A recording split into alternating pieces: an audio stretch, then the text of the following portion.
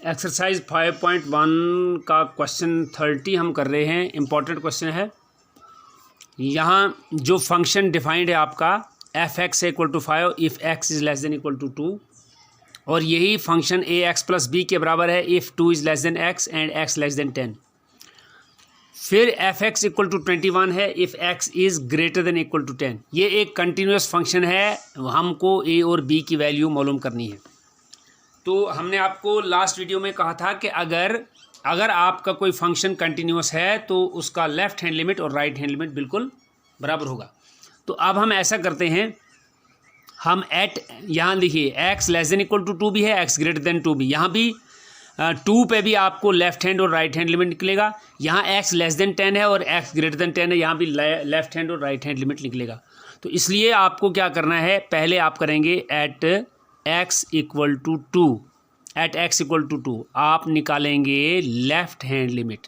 Left hand limit limit h tends to 0 f of क्या है आपका, यहाँ पे ए आपका 2 है, यानी एक्स इक्वल टू ए होता है, तो यहाँ 2 है तो 2 माइनस एच करेंगे आप इज इक्वल टू, यानी 2 से लेफ़्ट हैंड में ये है एक्स लेस देन 2 है, तो ये इस 2 का लेफ़्ट हैंड लिमिट है, तो ये लिमिट h टेंड्स टू 0 है। तो क्या है यहाँ पर x लेस देन 2, यानी लेफ्ट हैंड साइड ऑफ 2 क्या डिफाइन है फंक्शन 5 के बराबर, तो ये 5 होगा। चूँकि कांस्टेंट फंक्शन है लिहाजा यहाँ h की कोई वैल्यू नहीं लगेगी, तो 5 आएगा इसका आंसर।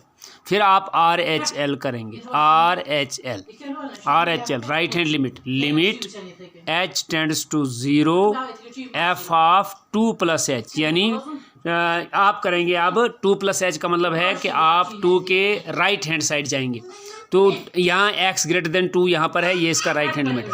यह आएगा limit h tends to 0 of a x की जगह आपको 2 प्लस एच लिखना है, 2 प्लस एच और 2 plus h limit h tends to a 2 plus h और प्लस बी है आपका ये इज इक्वल टू, जब आप इस एच की 0 यहाँ वैल्यू डालेंगे एच की, तो ये आएगा ए इंटू 2 प्लस 0 प्लस बी, यह आएगा 2 प्लस 0 2 इंटू ए, ये हो जाएगा 2a प्लस बी। तो जैसे कि 2 पे ये कंटिन्यूस है आपका फंक्शन, आप इक्वल टू 2 पे भी कर सकते हैं डायरेक्ट एफ ऑफ एक्स, यानी एफ ऑफ 2 वो भी आपका 5 आ जाएगा।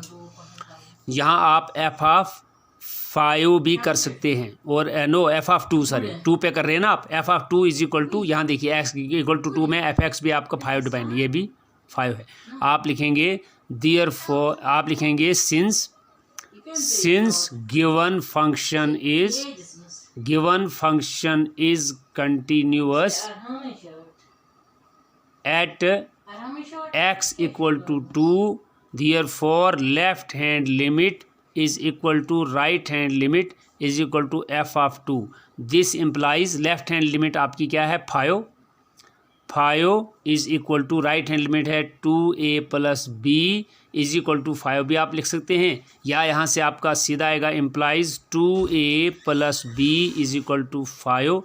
यह आपकी फर्स्ट इक्वेशन आ गई जब आपने x इक्वल टू 2 पे किया। अब आप करेंगे at x equal to 3, no at x equal to, अब क्या है एक्स लेस देन 10 का लेफ्ट हैंड साइड भी है, एक्स ग्रेटर देन 10 का right hand limit right hand side भी यहाँ पर है।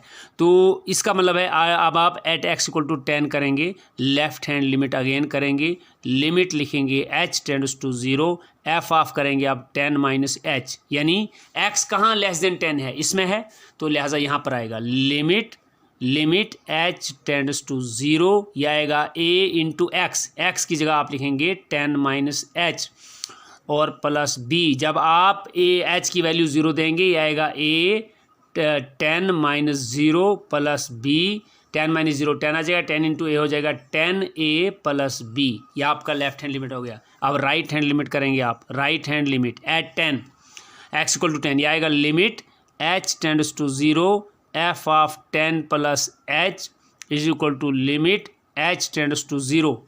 तो यानी x ग्रेटर देन 10 वो है मतलब एट x इक्वल टू 10 पे जब आपको राइट हैंड लिमिट करना है तो x ग्रेटर देन 10 को देखना है, और ये एफ एक्स यहाँ 21 के बराबर है, ये 21 आएगा, चूँकि कांस्टेंट फंक्शन है लिहाजा 21 ही आंसर आएगा। आप लिखेंगे since given function is continuous at x equal to 10, therefore left hand limit is equal to right hand limit. अब आपका implies left hand limit है 10a plus b is equal to right hand limit क्या हो गया आपका, वो है आपका 21. ये आपकी सेकेंड इक्वेशन हो गई. ठीक है, अब फर्स्ट इक्वेशन और सेकंड इक्वेशन आप देख लीजिए. फर्स्ट है 2a प्लस बी और सेकंड है 10a प्लस बी इक्वल 21. अब आप क्या करेंगे, आपको a और b की वैल्यू मालूम करनी है. ये देखिए, ये 10th का सिलेबस है आपके पास, जहाँ दो वेरिएबल हैं a और b, उनको करना है, और दो ही लीनियर इक्वेशन है इन a b में. तो यहाँ आप वही एलिमिनेशन और सब्स्टिट्यूशन मेथड करेंगे. पहले आप देखिए b और b का कोफिशिएंट बराबर है, लिहाजा सेकंड में से हम फर्स्ट को सब्ट्रैक्ट करेंगे. आप लिखेंगे subtracting equation first from equation second we get, ऊपर लिखिए 10a plus b equal to 21, नीचे लिखिए 2a plus b equal to 5, minus minus minus, ये और ये कैंसल, आपका आ जाएगा 8a is equal to 16. This implies a निकलेगा 16/8 that is 2. 8 2s are 2 implies a is equal to 2 आ गया. अब आप लिखेंगे substitute a equal to 2 in equation first. We gate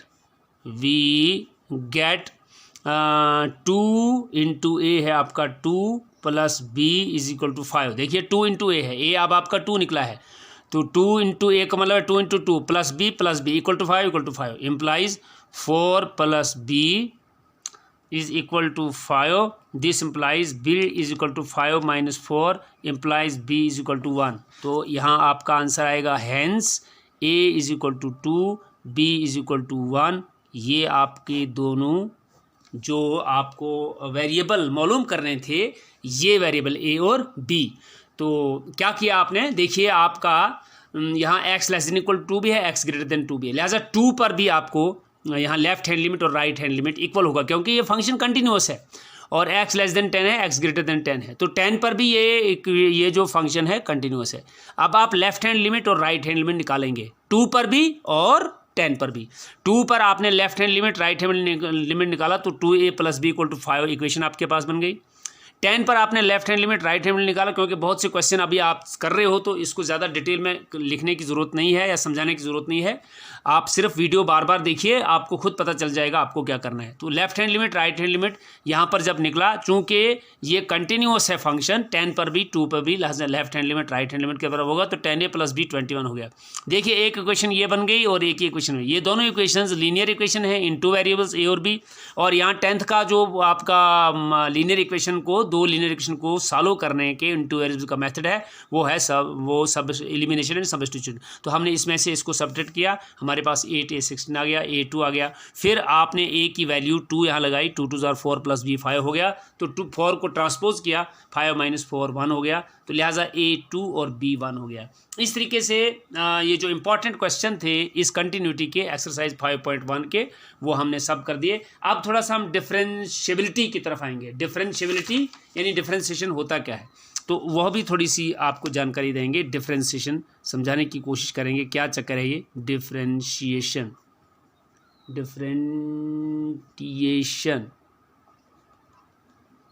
तो ये क्या होता है भाई, डिफरेंशिएशन क्या होता है. देखिए ऐसा होता है कि फ़र्ज़ करो आपके पास एक, ये है आपका डिस्टेंस x एक्सिस और y है आपका ये आपका टाइम है x एक्सिस, और ये y एक्सिस है, ये आपका डिस्टेंस शो कर रहा है. फ़र्ज़ करो ये आपका 0 है, यहाँ 1 मिनट हो गया, ये 2 मिनट हो गया, 3 मिनट हो गया, 4 मिनट हो गया, 5 मिनट हो गया, वगैरह वगैरह. और यहाँ पर भी आपका 1 kilometre distance, 2 kilometre, 3 kilometre, 4 kilometre, 5 kilometre distance हो गया. तो देखिए भाई, ये असल में ये जो डिफरेंशिएशन क्या होता है, ये होता है इंस्टेंटेनियस रेट ऑफ चेंज, चाहे स्पीड हो, टाइम हो, डिस्टेंस हो, कुछ भी हो.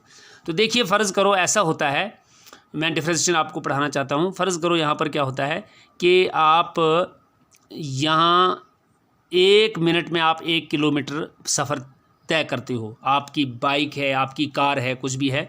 तो यहाँ अगर आपका 1 किलोमीटर अगर 1 मिनट में आपने कितना चला, 1 किलोमीटर चला, ठीक है। तो आपका ग्राफ जब आप ड्रा करेंगे, सपोज़ ये आ जाएगा। मान के चलते हैं इसको आप x1 भी लिखते हो यहाँ पर, और टाइम यानी x1 मिनट है, और लास्ट पे पहुँचेंगे आप तो x2 मिनट है ये, यानी वेरिएबल मैं लिख रहा हूँ आपको। और मान के चलते हैं यहाँ पर आपका डिस्टेंस ट्रैवल हुआ है y1, और ये डिस्टेंस लास्ट पे पहुँच के है y2 डिस्टेंस ट्रैवल हुआ है। तो ऐसा होता है भाई, जब आपकी गाड़ी चलती है, फ़र्ज़ करो आप का क्या हो गया, आपका स्पीड यहाँ 1 किलोमीटर 1 मिनट में था। तो यहाँ से क्या हुआ, आपका रोड बिल्कुल क्लियर है, तो आपने क्या किया, आपका 1 किलोमीटर जो अब फासला था वो 1 मिनट से लेकर 2 मिनट तक जब चले, बिल्कुल रोड क्लियर थी और आपका स्पीड भी बढ़ गया। तो फ़र्ज़ करो आपने यहाँ कितने किलोमीटर तय किया सब 1 मिनट में, यानी आपने यहाँ से आगे 2 किलोमीटर किया, 1 और 3, यानी यहाँ पहुँच गया इधर। यानी यहाँ से जब आप चले तो आपका सीधा ऐसे हो गया, यानी स्पीड आपका एक्सेलरेट हो गया और 2 किलोमीटर। यहाँ रोड बंद है या रोड रफ़ है, बिल्कुल नहीं आगे गाड़ी जा रही है, तो फ़र्ज़ करो 2 से 3 तक आपका जो डिस्टेंस है 0 ट्रैवल हुआ, यानी यहाँ चेंज आ गई, फिर यहाँ फिर चेंज आ गई आपकी स्पीड के अंदर, फिर चेंज। पहले 1 किलोमीटर में 1 स्पीड थी, यहाँ आपकी स्पीड बढ़ गई, फिर 3 किलोमीटर तक 2 किलोमीटर आपने 1 मिनट में चेंज किया, अब स्पीड इतनी घट गई कि बिल्कुल कुछ नहीं चल पाए आप। यहाँ फिर क्या हो गया आपका, क्या कहते हैं, आपका बिल्कुल कोई किलोमीटर डिस्टेंस ट्रैवल नहीं हुआ, तो 3 मिनट पे भी आप वहीं इधर ही पहुँचे। उसके बाद क्या है, आप 3 से 4 किलोमीटर पे चले तो आधा किलोमीटर रफ रोड था, तो आधा किलोमीटर आपने सपोज़ तय किया फासला, यानी या 1 किलोमीटर किया आपने 1 किलोमीटर किया, तो फ़र्ज़ करो 3 से 4 तक पहुँचते पहुँचते भी आप 1 किलोमीटर पहुँचे, ये आपका दूसरा आ गया, ठीक है। फिर मान के चलते हैं आपने 5वां किलोमीटर भी 1 मिनट में आपने ऐसे गए, आप यहाँ पहुँचे, तो फ़र्ज़ करो ये आप यहाँ पहुँचे, तो आपने ऐसे ये चेंज किया, सफ़र तय किया। तो यहाँ देखिए आपका क्या है मसला, अगर आप सपोज़ x1 यानी आपने y1 और y1 से लेकर y2 तक, देखिए आपने सफ़र जो है ये चला, यानी आपने y2 सफ़र जो है और माइनस y1 सफ़र जो है वो कितने टाइम में चला, x2 माइनस x1 में। यानी आप ये आपका क्या आ गया, ये आ गया आपका, डिपेंड किस पे कर रहा है, तो ये जो स्पीड है आपकी, rate of change of speed है इस वक्त आप कर रहे हैं, तो ये जो एवरेज जो आपका आएगा, यानी आपने y2 माइनस y1 डिस्टेंस कितने टाइम में चले, डिस्टेंस अपॉन टाइम स्पीड होता है, तो यहाँ से आपकी एवरेज स्पीड जो है वो निकल जाएगी y2 माइनस y1। तो ऐसा होता है भाई, फ़र्ज़ करो क्या है, आप एक फंक्शन को लिखते हो, यानी यहाँ पर डिपेंड करता है, आपने अभी तक लिखा है कि y is equal to f x, ये एक फंक्शन बनता है, तो x पे डिपेंड कर रहा है, x आपका इंडिपेंडेंट वेरिएबल है और y डिपेंड कर रहा है इस पर, तो आप ऐसे भी लिख सकते हैं y is equal to f x. फ़र्ज़ करो क्या होता है, आपकी पहले x किलोमीटर स्पीड थी, ये स्पीड बढ़ गई, यानी कितनी बढ़ गई स्पीड आपकी, फ़र्ज़ करो आपकी स्पीड बढ़ गई x, यानी F of x plus delta x, तो जितनी स्पीड बढ़ी उतना ही आपका डिस्टेंस भी बढ़ेगा, यानी y प्लस डेल्टा y। तो फिर जब आप क्या करते हैं, आप देखते हैं कि ये आपका y2 है और ये आपका y1 है, तो आप देखते हैं इसमें रेट ऑफ चेंज क्या हो गया, रेट ऑफ चेंज क्या आ गया, इसमें आ गया F of x plus delta x minus यह आ गया आपका माइनस एफ ऑफ एक्स, कितने आ गया, यानी एक्स प्लस डेल्टा एक्स और माइनस एक्स, यानी ये आपका स्पीड अब टाइम इतना बढ़ गया है और ये आपका ओरिजिनल टाइम एक्स था, तो इसको आप ऐसे लिख सकते हैं is equal to f x plus delta x जो है वो आएगा वाई प्लस डेल्टा वाई, और एफ एक्स आपका माइनस वाई आ जाएगा, divide by x minus x cancel हो जाएगा, डेल्टा एक्स आ जाएगा, ये और ये कैंसिल हो जाएगा, delta y by delta x. तो ऐसा भी हो सकता है कि आपने 1 मिनट है, यानी 1 मिनट के भी आप क्या करेंगे, आप अगर 10 सेकंड का अब करेंगे कि आपका जो मसलन सपोज़ ये आपका ऐसे ग्राफ है और ऐसे आपका है, तो फ़र्ज़ करो आपका 1 मिनट है यहाँ से लेकर तो यहाँ तक 1 से 2 मिनट, तो यहाँ आप इसको ब्रेक करेंगे यानी 10 सेकंड का, तो वहाँ भी आप देखेंगे इस पॉइंट पर आपकी स्पीड मतलब क्या है। तो जितना भी आप इस्तेमाल करते जाएंगे तो आपका जो है वो उस पॉइंट पर rate of change of speed जो है नज़र आता आएगा, और इतना करेंगे आप इस्तेमाल के, यानी वो इतना कम करेंगे आप टाइम, इतना कम टाइम करेंगे कि मान के चलते हैं वो आपका 10 to 0 है, 10 to 0 है, यानी जैसे आपने फंक्शन में किया है उसको हम ऐसा भी लिखते हैं delta x tends to 0, delta x tends to 0। तो जब ऐसी बात हो कि ये जो limit delta x tends to 0 del y by del x जो है इसको बोलते हैं instant rate instantaneous change of rate, instantaneous rate of change इसको बोलते हैं। तो फिर इसको क्या लिखते हैं, डायरेक्टली इसको ऐसे लिखेंगे, ये जो है शॉर्टकट में इसको क्या लिखा जाता है, यानी d y by d x, यानी इसको डिवाइड इसको d by d x of y बोलते हैं, d by d x of, तो इसी का नाम डिफ्रेंसिएशन है। तो अब डिफ्रेंसिएशन होता क्या है, डिफ्रेंसिएशन होता है जैसे आपके ऑपरेशन है, क्या ऑपरेशन है आपका प्लस ऑपरेशन है, माइनस है, मल्टीप्लाई है, डिवीजन है, तो इनको आप डिफरेंट वेरिएबल्स चाहे कांस्टेंट हों, वो कांस्टेंट क्वांटिटी के हैं या एब्सोल्यूट के हैं, तो इनको क्या करते हैं, लागू होता है, तो इनको क्या करते हैं इनको आप इस्तेमाल करते हैं as tool to solve the different sums, different questions. तो लिहाजा एक ऐसा ही टूल है डिफरेंशिएशन जो मैथमेटिक्स फिजिक्स वगैरह में इस्तेमाल होता है। तो डिफरेंशिएशन का असली मतलब क्या है, जो आपको इस पॉइंट से नज़र आएगा, जो मैंने यहाँ पे लिखा है y2 माइनस y1, कहाँ लिखा मैंने y2, ये y2 माइनस y1 अपन x2 तो क्या हो रहा है, ये एक्चुअली ये डिफरेंस है, डिफरेंस और देखिए यहाँ भी डिफरेंस है y2 माइनस y1 और यहाँ भी डिफरेंस है x2 माइनस x1, तो इसको बोलते हैं डिफरेंस और एडिशन, डिफरेंस और addition,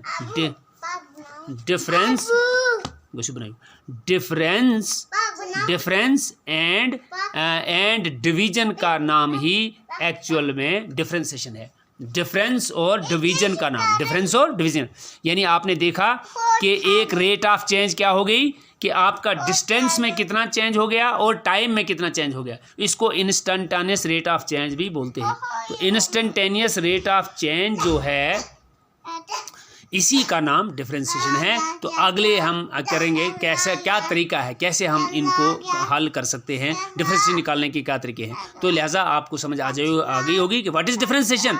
it is a combination of difference and division, it is a combination of difference and division. तो दो ऑपरेशन जैसे हमें, तो ऐसे ही ये भी एक डिफरेंशिएशन ऑपरेशन है जिसमें हम मुख्तलिफ किस्म के क्वेश्चंस को हल करते हैं, और यह है एक्चुअल होता है rate of change of speed, rate of change of distance वगैरह, टाइम। तो यही क्वांटिटीज़ जो हैं इसमें इस्तेमाल होगी। पहले इसके मुख्तलिफ तरीके हैं, चेन रूल है, प्रोडक्ट रूल है वगैरह वगैरह, तो वो हम इंशाल्लाह इसको हम कॉल करेंगे। तो यह काफ़ी है वीडियो, यहाँ से आगे हम इंशाल्लाह दूसरी वीडियो में